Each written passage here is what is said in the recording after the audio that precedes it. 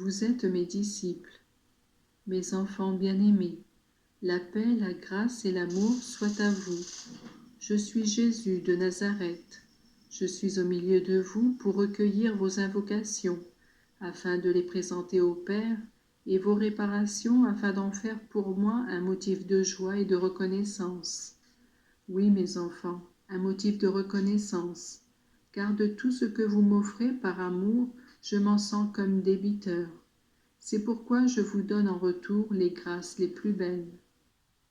Quelle grande chose ce serait si tous les chrétiens pratiquants ressentaient le devoir de la réparation. Que se passe-t-il dans les familles bonnes? Lorsque l'un des enfants se conduit mal, les autres se groupent autour de leurs parents et multiplient leur affection et leur prévenance, de manière à faire oublier, si c'est possible, l'amertume causée par la méchanceté. C'est ainsi qu'il doit en être pour vous. C'est ainsi que les bons devraient renforcer leur engagement, afin que soient réparés les péchés qui attristent mon cœur.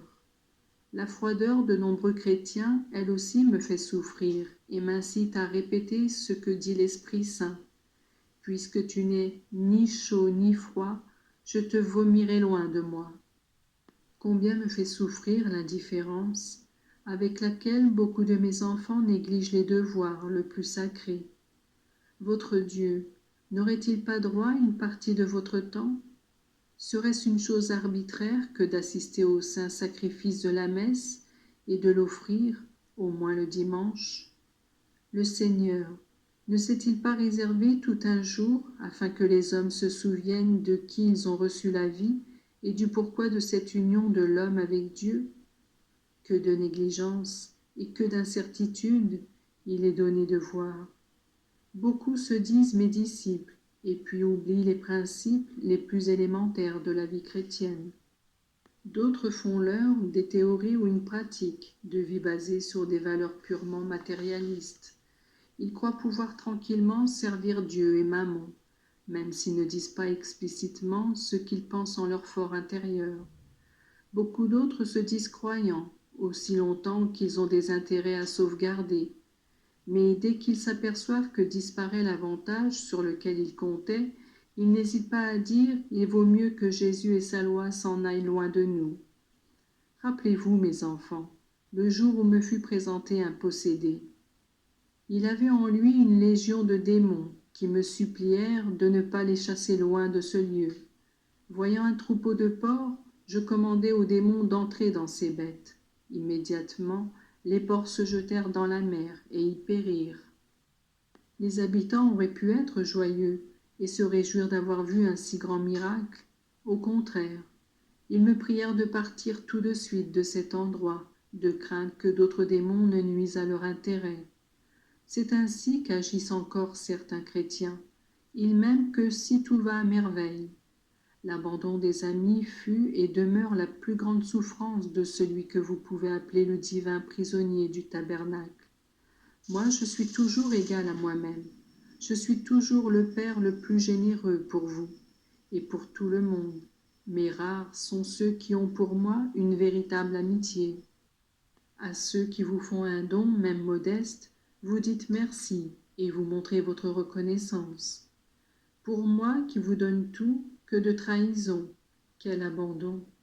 Vous me direz, le monde est plein de crimes, et toi, Jésus, tu te perds dans l'observation de broutilles de ceux qui te suivent avec une fidélité moins que parfaite.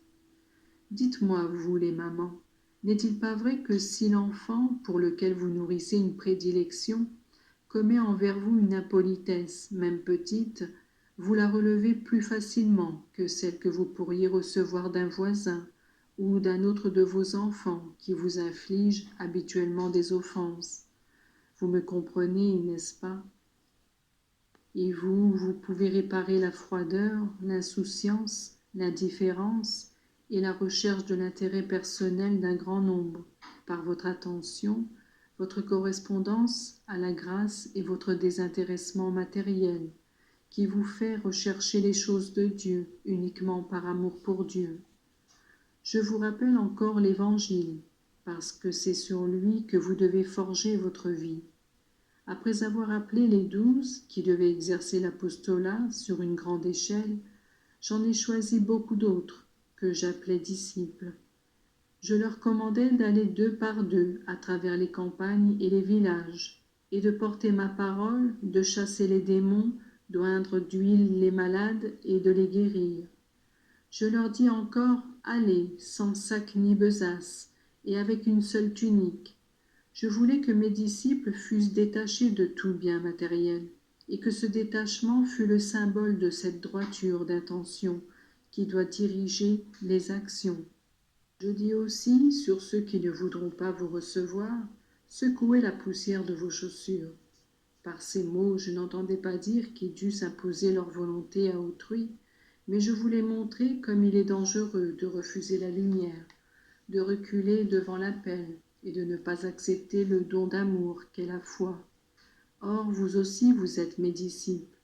À vous aussi, je dis, allez, semez, parlez, enseignez, invoquez la lumière et répandez-la.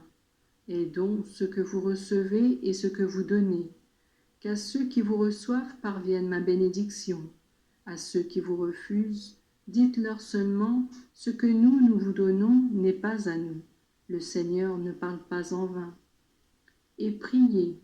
Préparez votre action par beaucoup de prières, car ce n'est qu'en me portant en vous que vous aurez la force et que votre parole sera efficace. Je vous bénis, mes enfants. Je remercie tous ceux qui, de toutes les façons, s'emploient à faire connaître ces paroles. Je bénis tout le monde et je vous appelle non seulement mes disciples, mais mes apôtres bien-aimés. Je vous bénis tous. Portez dans vos familles la bénédiction du Père, du Fils, de l'Esprit Saint et de Marie. Nous sommes toujours avec vous.